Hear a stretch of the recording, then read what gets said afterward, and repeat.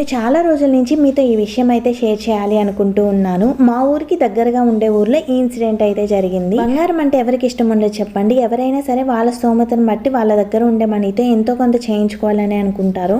ఇంతకీ ఏమైందంటే మా ఊరి దగ్గర పక్కన పల్లెటూరులో అయితే, పల్లెటూరులే కాబట్టి ఎవరొకరు ఏదో ఒకటి కొనుక్కోవడానికి లేదా అమ్ముకోవడానికి వస్తూనే ఉంటారు. అలాగే ఒక అతను వచ్చి అయితే ఒక ఇంటి దగ్గర ఆగి, నా దగ్గర వడ్డానం ఉంది, మీరు 1,00,000 రూపాయలు ఇస్తే నేను ఇది మీకు ఇచ్చేస్తాను, ఇది బంగారపు వడ్డానం, ఇది విజయవాడ వరదల్లో నాకు దొరికింది అని చెప్పారంట. వాళ్ళు ఏమాత్రం ఆలోచించకుండా పక్కిళ్ళ వాళ్ళకి కూడా చెప్పకుండా ఆ వడ్డానం అయితే తీసుకొని 1,00,000 రూపీస్ అయితే వాళ్ళకి ఇచ్చేసారంట. ఇంకా నెక్స్ట్ డే బంగారపు కొట్టుకు వెళ్తే ఇది పిచ్చిదమ్మ, బంగారపుది కాదు అని చెప్పారంట. ఆ వడ్డానం నిజంగా బంగారంతో చేసింది అయితే వాళ్ళే అమ్ముకొని ఇంకా ఎక్కువ డబ్బులు తెచ్చుకుంటారు కదా. ఇలా చెప్తే అస్సలు మోసపోకండి. ఇది జరిగి కూడా కొన్ని నెలలైంది.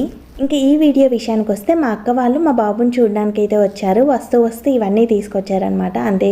వీడియో నచ్చితే లైక్ చేయండి, మన ఛానల్ సబ్స్క్రైబ్ చేసుకోండి. Thank you.